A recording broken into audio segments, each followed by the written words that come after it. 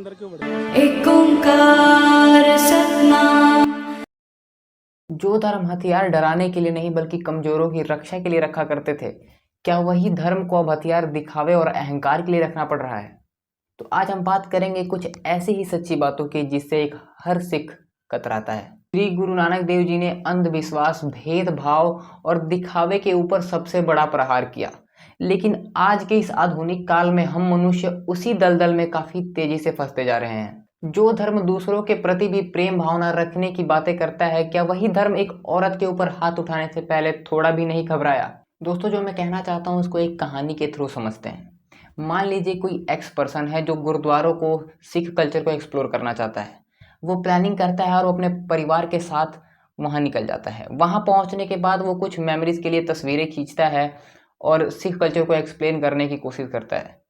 वहीं पर वह सरोवर में लोगों को नहाता देख वो भी सरोवर में उतर जाता है। तभी एक सिख भाई अपने फ़ोन का कैमरा खोलते हुए आते हैं और उसको अभद्र भाषाओं में प्रताड़ित करना शुरू कर देते हैं।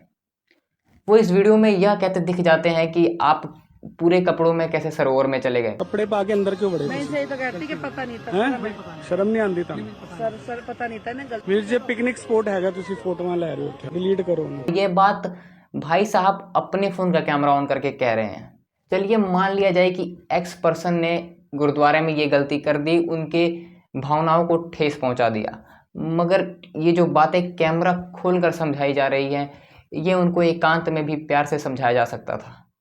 हालांकि एक्स पर्सन ने हाथ जोड़कर माफ़ी मांगी, लेकिन फिर भी उनके साथ ऐसी बदसलूकी की गई। दोस्तों, ऐसे पास में बहुत सारी घटनाएं हो चुकी हैं।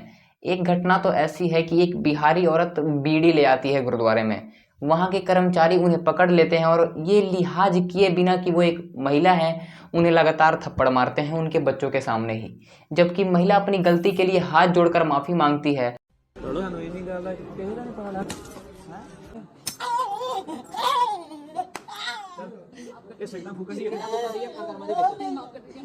जैसा कि आप लोगों ने इस वीडियो में देख ही लिया होगा कि कैसे उस महिला के साथ बदसलूकी की जा रही है। दोस्तों, जो सिख मानते हैं कि एक फोटो खींचने से या बीड़ी ले जाने से उनका पवित्र स्थल अपवित्र हो जाता है, वो सिख मुझे बताएं कि एक महिला को गुरुद्वारे में मारने से क्या ये आपका गुरुद्वारा अपवित्र नहीं होता?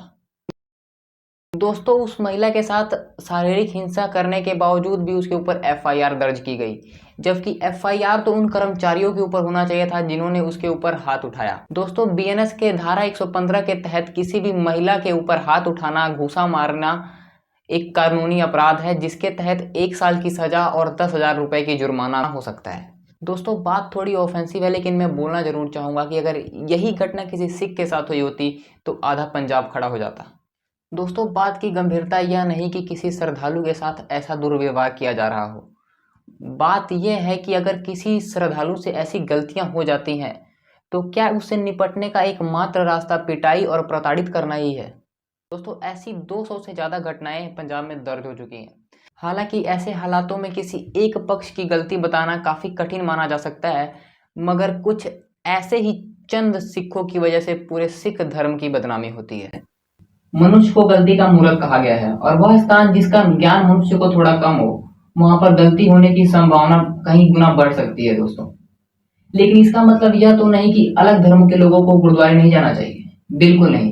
इसका एकमात्र समाधान यह है कि आने वाले श्रद्धालुओं को किसी भी पवित्र स्थल के नियमों का सम्मान करना होगा और गुरुद्वारे प्रबंधी को अपने सुरक्षा टीम से लोगों से विनम्र और प्रेम से बात करने की ट्रेनिंग देनी होगी, क्योंकि गुरु नानक देव का घर सबके लिए खुला है और यहाँ दया ही सबसे बड़ा धर्म है। दोस्तों, कबीरदास ने एक बात कही थी कि पोथी पढ़ पढ़ जग मुआ, पंडित भयो न कोई, 2.5 अक्षर प्रेम के पढ़े सो पंडित हुए। वीडियो खत्म करने से पहले मैं यह बोलना चाहता हूँ कि जो लोग ऐसे धार्मिक भेदभाव फैलाते हैं दोस्तों, वो अपने धर्म के ऊपर एक धब्बा होते हैं। वीडियो कैसी लगी मुझे आप कमेंट बॉक्स में बता सकते हो, अपनी राय दे सकते हो मुझे कमेंट बॉक्स में। इस वीडियो का मकसद हेट फैलाना बिल्कुल भी नहीं था। मैं किसी के भी धर्म को, किसी के भावनाओं को ठेस पहुंचाना बिल्कुल नहीं चाहता था। लेकिन अगर आपको फिर भी लगता है कि मैंने आपके धर्म के बारे में या किसी के बारे में कुछ ज्यादा गलत बोल दिया है तो सोच में दिक्कत है आपकी।